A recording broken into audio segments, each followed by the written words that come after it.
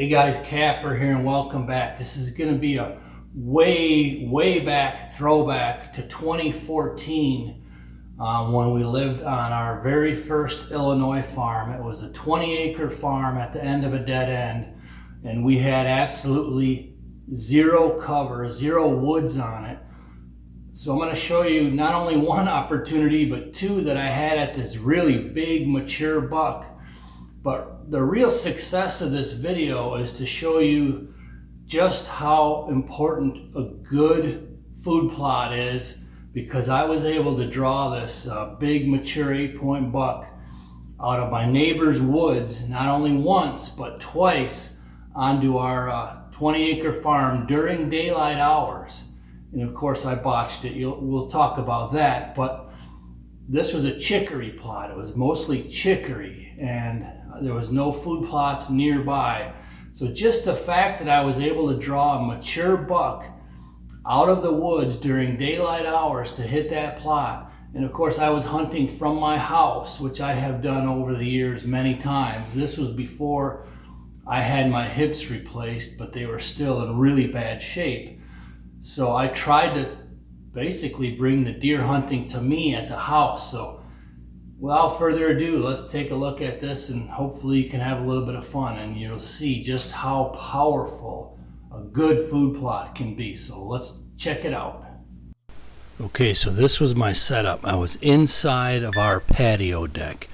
I had curtains and sheets covering all the windows except for this little slot here looking out onto this chicory plot that was literally right next to our house.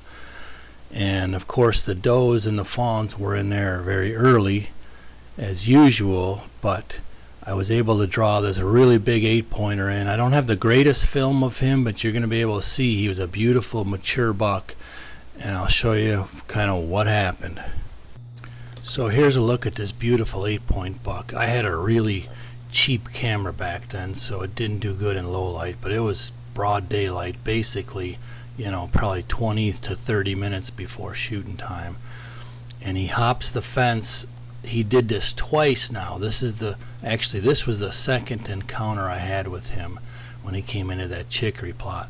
So let me go back to the first one. All I have is a fixed video, and I'll tell you what happened with this shot.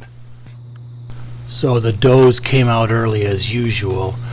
This was the first encounter I had with him, the first missed shot. But if you look at that fence line on the right there, that buck stayed in them woods. That gravel road right there was our property line. He stayed in them woods for probably darn near an hour and just watched them does, and then they ended up moving off to some of my other food plots.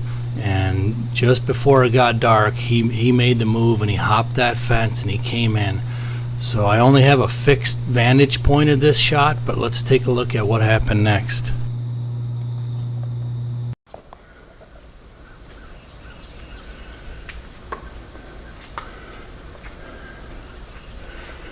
So this was the first chance I had him. I had him dialed in, I think, at 40 or 39 yards, and back then I was shooting a Insanity CXPL, it was a really fast, and I got a really long draw length, so it was a fast and flat shooting bow, and I had practiced gobs and gobs.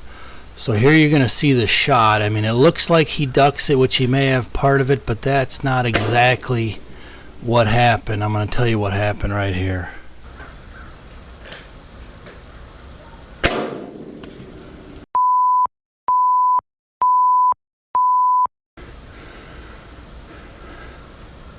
So what happened was there was a little LP gas fireplace in there where I was sitting, and as I was drawing my bow, my lower cam was like very close to that little fireplace, and I didn't realize it. So when I released the arrow, my cam whacked that fireplace, which is why it sounds like a big gunshot going off, because it hit metal on metal.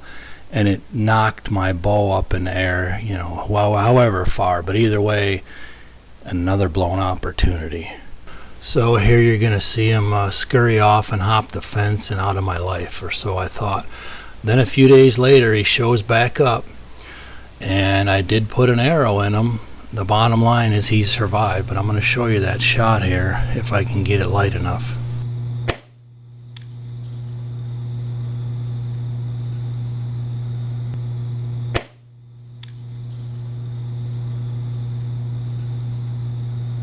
So on that second opportunity, he actually did duck my arrow, and the long and the short of it is we tracked him for a while and he survived. I saw him several other times in our backyard during the rut chasing does around. So he survived with just a flesh wound. But the whole moral of the story is, if you think outside of the box and you concentrate on unique food sources that they don't have nearby.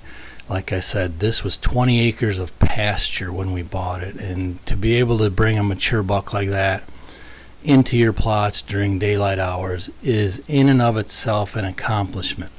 And also, we did a rehab on this land and home. I don't think we did a video on that. I'm gonna have to look, but I might have to dig that up, that rehab of this little farmhouse, because it was a little beautiful place to live. So thanks for joining us. Don't forget to hit the like button if you enjoy our content, and share it to help us grow. And always, like Bill Winke says, dream big. But then I add to that, then take some action. Dream big, then act to try and make your dreams come true. So I'll catch you on the next go around. Thanks a lot.